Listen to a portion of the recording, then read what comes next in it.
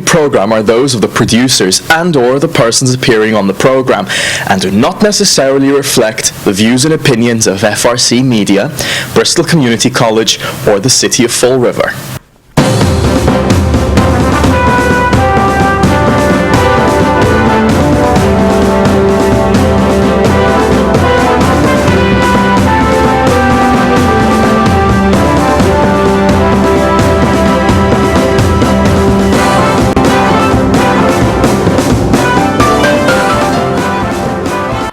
Well, welcome to Spindle City Straight Talk. I'm Chip. And I'm CJ. And thank God it's Friday. Well, you can say it's thank God it's Friday, but it's a Friday.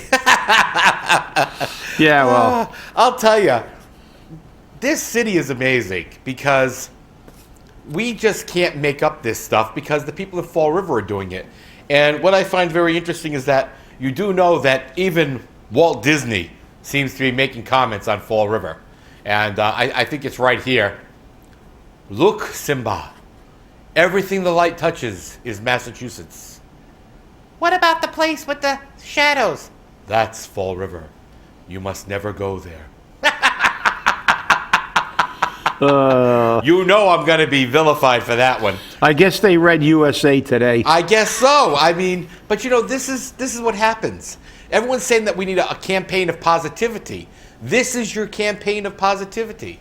This is what the people are putting out there. The people of Fall River. This didn't come from New York. This didn't come from USA Today. This came from the people of Fall River. So there's your sustainable campaign. Yeah. Okay? Sustain this. Yeah. This is what's sustained. The people see the truth. Well, yeah, you're right. And what we need, we don't need to market anything. What we need to do is fix what's wrong with the city. And that's what they continue to do. As I said, it's like putting lipstick on a pig. Can we pretend there wasn't a shooting? Can we pretend we don't have crime? How long can we pretend that we have either the highest or always up in the top of unemployment in the state? Can we pretend that we're not the poor? We've now become, rather than the second poorest of a city of our size, we become the poorest. All these statistics are facts. And as I said on the last show, the truth is the truth. It doesn't take sides, and it doesn't fear investigation.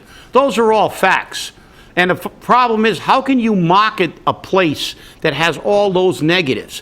Why don't we focus? Why doesn't our government focus on fixing the problems? Why don't we have these massive task forces instead of increasing the budget 30% for the mayor, or even more now with all the new pay raises? Why don't we focus on dealing with issues, crime? Why don't we deal with the issues that are bringing this city down, that make it a place that nobody wants to move to, that has any kind of substantial income? The only people that come here are people that are going to go to subsidized housing. And without subsidized housing, our population would probably be down around 50 or 60,000, because the influx has been, we've seen the flight to the suburbs. At one time, we had 60-70% of the people own property. We're down below 40%. The last stat I got was 37. Yeah. 37, and it's probably going to be lower after this tax increase. But I mean, this is the problem. It's always about denial. Let's deny everything. Everybody's lying. This city's wonderful.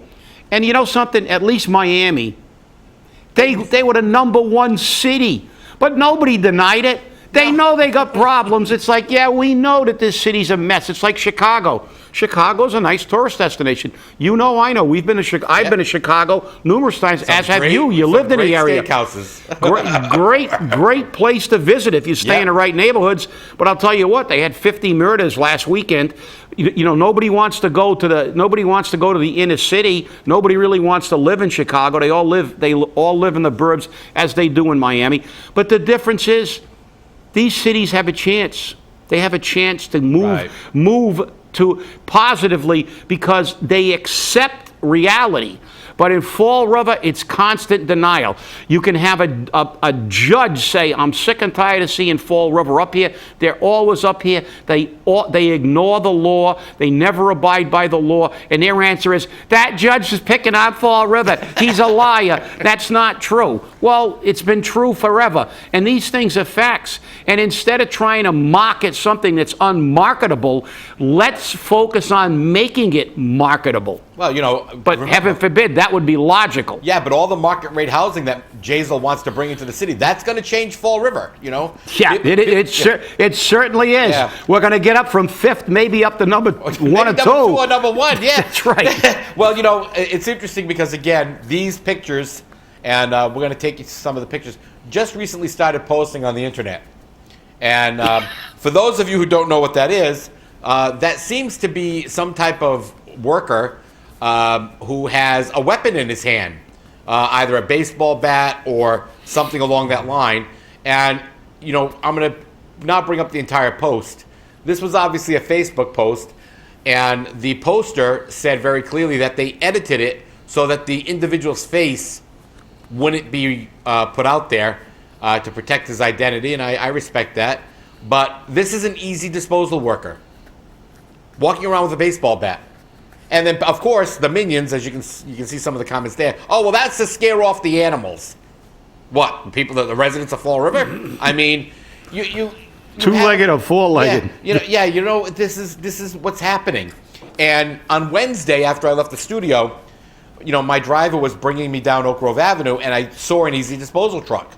So I deliberately laid back a little bit to watch them, because I had brought to the mayor's attention that easy disposal was commingling, meaning mixing trash and recycling into the same hopper or into the same truck and dumping it all together.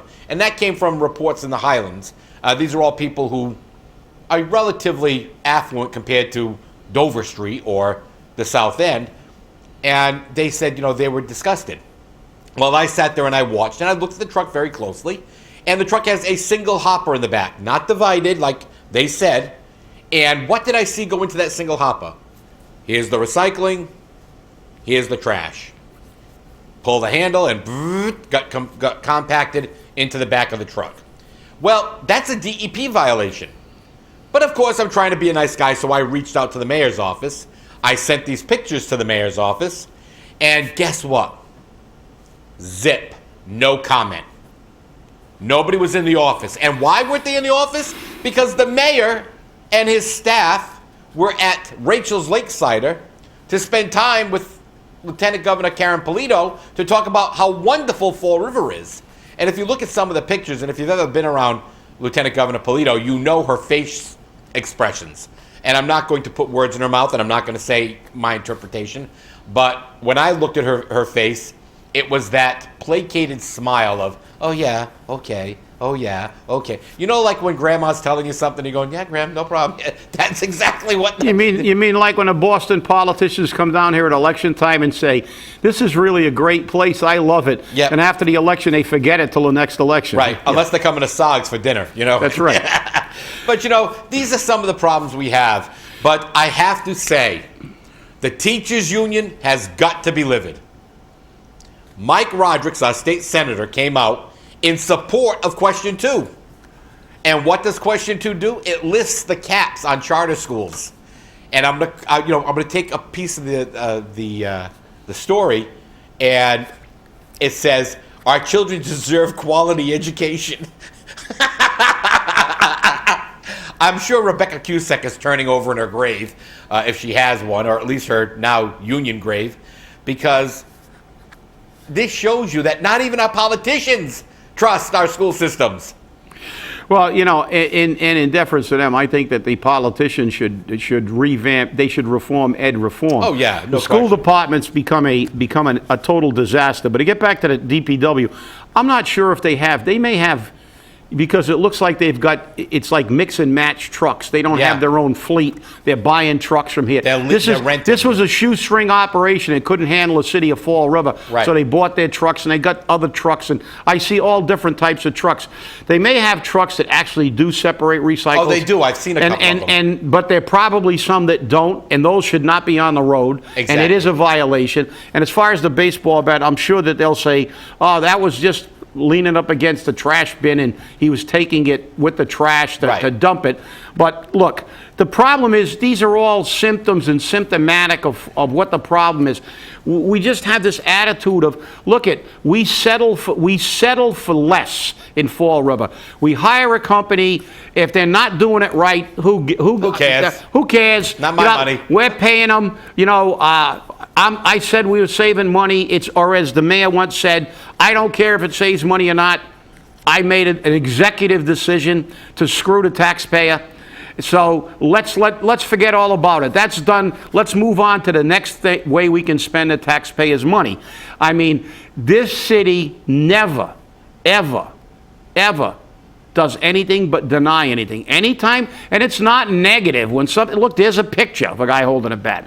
You saw a truck. I've seen trucks dump it in the same. It didn't look like there was a separate hopper.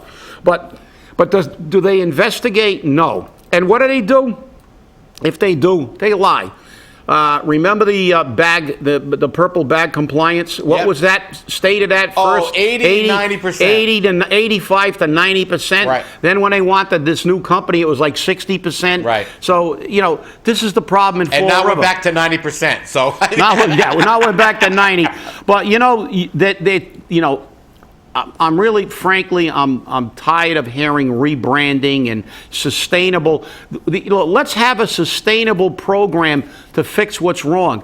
I saw a budget that there was, they're saying, oh, we didn't reduce. Oh, big deal, you didn't reduce it. Why didn't you increase it by 1 or 2 people? Exactly. You got a whole bunch of new jobs and a whole bunch of pay raises. Why aren't these task forces, instead of marketing this city, trying to fix the crime rate and all the other issues that USA brought up and all our negatives to begin to attract people? Then maybe we'll be able to market it. What's going to be the marketing strategy? Come to Fall River, but don't walk on Plain Street. You might get shot. Come to Fall River, but don't go in like 60% of the neighborhoods. This is not. It's ridiculous. It's typical science. Politicians, and it's just like the school. The politicians are going to say we're going to fix the schools by having charter schools. Well, I've heard charter schools have very high achievement, and that's good. But the fact is that let's look at the school department. It's like a massive cancer with ed reform. I mean, you look at the school department now, and they're talking about overrides, and they're talking about this and that, but they've got COOs and deans of students in the middle school. I don't know about you, CJ. I never saw a dean of students till I got to college.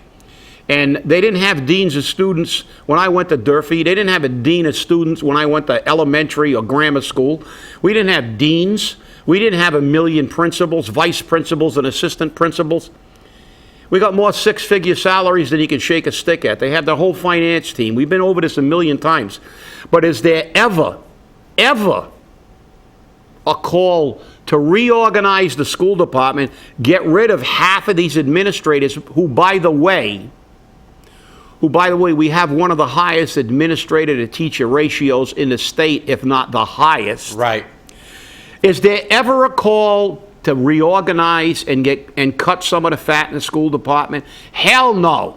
There's no fat. We got WSAR running around that, give us more money, override 2.5, override 2.5. I don't care how many administrators. Of course you don't care, because all your rich friends, like the bank presidents, have wives who are principals in the school department and making 6 figures. She retired. That's well, she was making 6 figures, and now she's making a 6-figure retirement. Exactly. or a nearly 6-figure retirement. Don't touch the schools because they're doing so well. Yeah. Really? Yeah, Come on. That's why the charter schools are beating them, hand over fist. But while we're still on the school, that's right. We have the school committee is denying an open meeting law violation. Deny. And guess what? CJ and Patrick Higgins didn't file this one. And what does the school department say? And who filed it? Let's tell them who filed it. I know. Meg Mayo-Brown filed a complaint against herself. I love it. But wait, and what does Bruce Assad and the school department say? I know nothing. Nothing. That's what they say. No, stated that based on incontrovertible facts, I said that before, incontrovertible facts, must have said, the motion did not constitute an open meeting law violation. Well, Bruce, I hate to tell you this, you should know this as an attorney.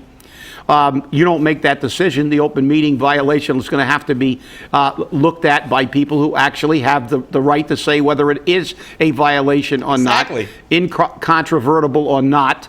The fact is, because you say it is, doesn't mean it is.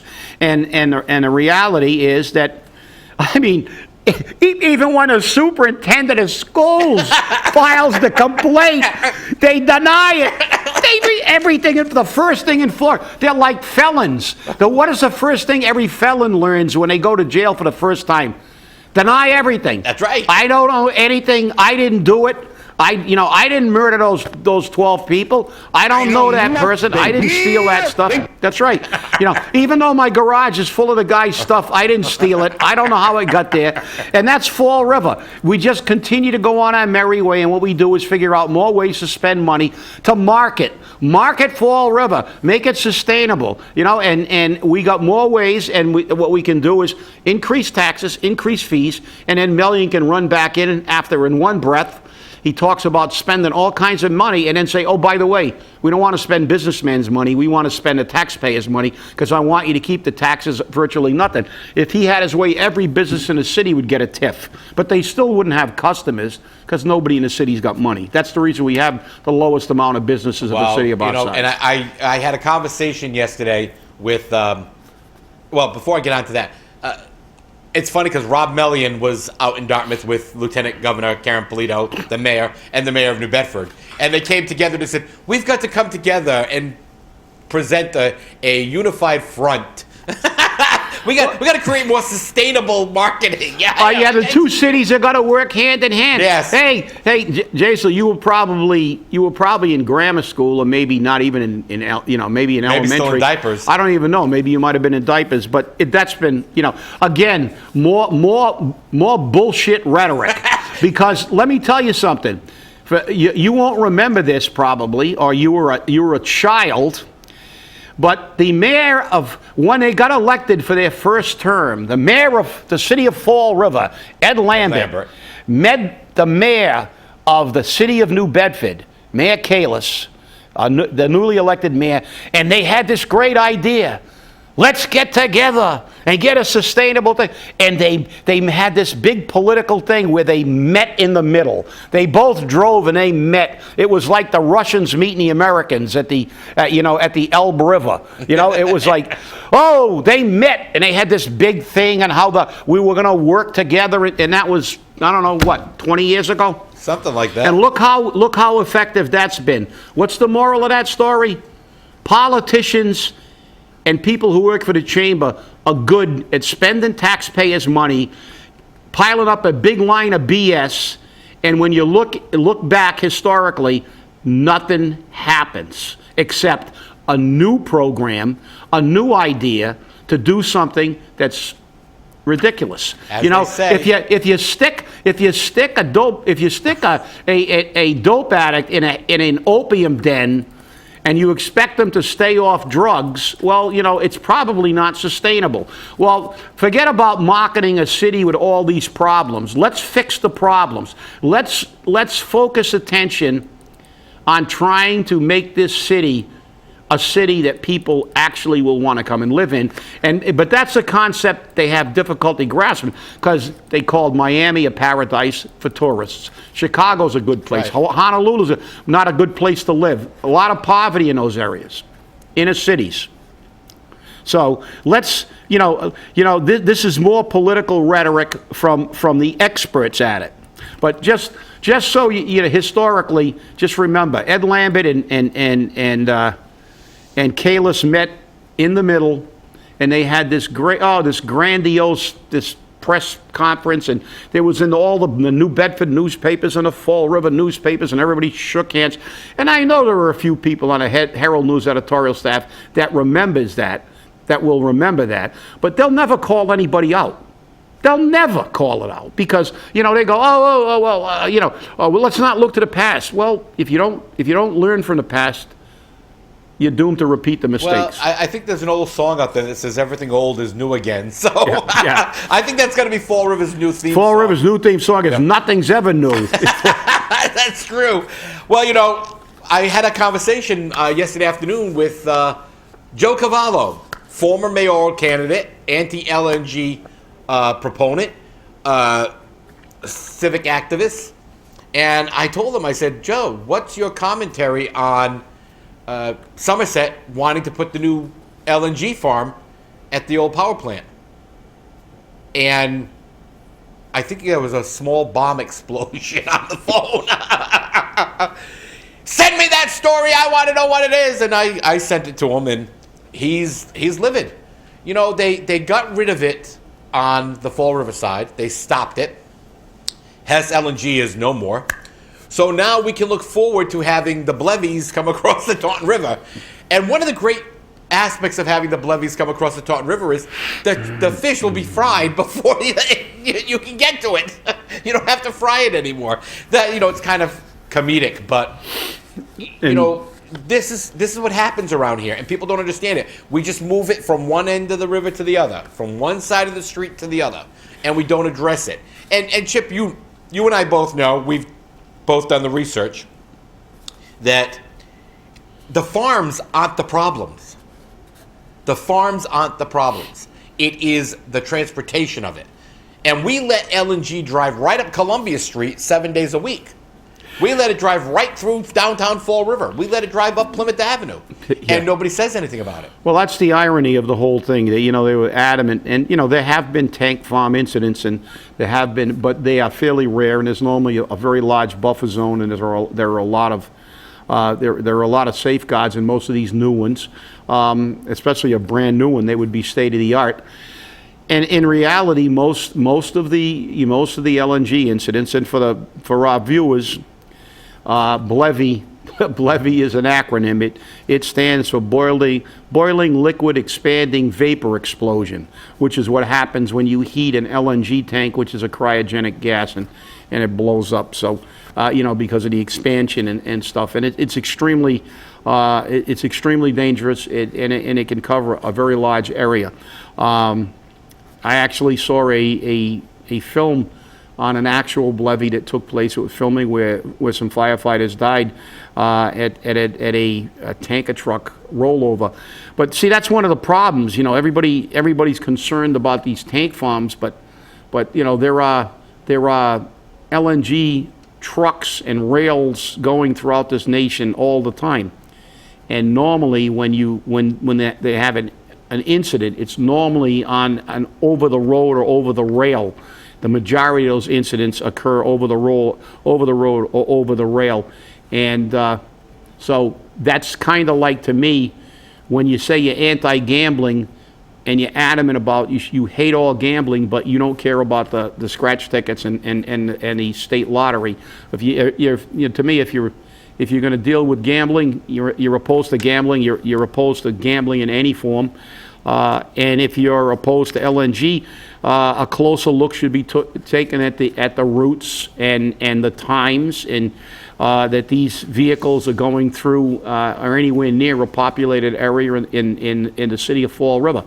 So I don't know. Somerset's looking at it from a perspective of money, of supplementing lost income from the power plant, and I guess they're going to have let's see what happens. I'm really interested to see what both sides are going to do, because. But the thing is that Barabee, who's a selectman over there, has said that Somerset needs this, and he's for it. I don't have the. Oh yeah, here it is. I'm in support of it. Selectman Chairman David Barabee had stated, yes, absolutely. I think it would be comparable to what was offered in Acushnet. Now, in Acushnet, they're already out there fighting that. I think it's a good project. I think it's a good location, and there's a whole host of variables that have to be overcome. Yeah, like the public. And again, as you said, these farms usually have a big buffer zone, but there's not much of a big buffer zone out there where these power plants are. You have houses, sometimes less than 600 feet. And picture it, okay? They're talking about 270 feet wide at the base, 170 feet tall, holding 3.4 billion cubic feet of LNG, and this would be 2 tanks. Well, I don't think 600 feet is going to protect anybody. And odds are, if there's a problem, and you and I both know this, it is going to be from the transfer of that gas from its farm to either a truck or a tanker, or from a tanker to the farm. That's where the problem's going to exist. Yeah, well, it's not going to exist because there's this massive failure of safety systems on the these things farm. take they take exhaustive research and they have to really look it over. Right. And obviously each community has the right to do what they want. There's going to be activists from all over the general area probably Right. that are going to be joining them, but in reality, this is Somerset's decision to make, and hopefully they'll make a very a well-informed decision and check everything, check buffer zone, check the safety features, check everything, and they'll make a decision that they feel is in the best interest of their community. And there's nothing you can do, whether you agree or disagree. You have to go with what the community wants. Right. And if hindsight was 2020, maybe they should have bought the entire city of Fall River as an LNG site, and then maybe we could have all sold our houses and got something near what they're worth. And then we could have all moved to the suburbs, and if something happened in Fall River, we could all watch the Blevy, from across the river. It's just really strange because of course, now that I have a lot of downtime, I have a lot of research time and a lot of conversations. And a couple of things that came up, which were very important, is the city council did away with the enterprise fund for sanitation. When they did away with that enterprise fund, that means any revenues coming in now go into the general fund. So pay-as-you-throw is no longer a fee under the interpretation of Sylvia v. Fall River, which is a court case, because that money is no longer designated to go into sanitation only, whereas before it was. Now it goes into the general fund. So what does that make it if it's not a fee? It's a tax. It's a tax. It's a tax. Which means the mayor and the city council have potentially violated Mass General Law 59, Section 21C. And he's enforcing it, which means it's a mandated tax. Meaning that if you don't do it, we're going to fine you another tax on top of a tax. So I want to see how they're going to finagle their way out of that. And just for total clarity, I did file with DEP about the commingling of trash. I filed with the Department of Revenue with the pay-as-you-throw issue. And I also sent with that the Sylvia v. Fall River case. The Attorney General's position that it is the responsibility of the Department of Revenue to enforce Mass General Law 59, Section 21C, unlike their statement to us in writing, which we still have, that says, if you don't like it, go file a lawsuit. So, guess what? I sent copies of that to guess who? The governor! So I'm sure the commissioner of the Department of Revenue is going to be getting a few phone calls. But I don't make this stuff up. It just comes and drops it. It's like the kid at Halloween who's got the bag of crap, and he runs around, he drops it on your doorstep and lights it up. This stuff comes flying over the fence already burning. It's like candy, and Yeah. Fall River never runs out of candy. No, it doesn't. It doesn't. But you see, this is where all of you supporters of this administration, whether you're a supporter or not, you have to look at the fact that they're not doing their research. They're not looking into what they're actually doing. There are reasons why that was put in place by popular demand. It's I don't even want to get into it. Well, have a good weekend. Stay angry and stay informed. And keep watching Spindle City Straight Talk. Thanks for watching. Have a great day.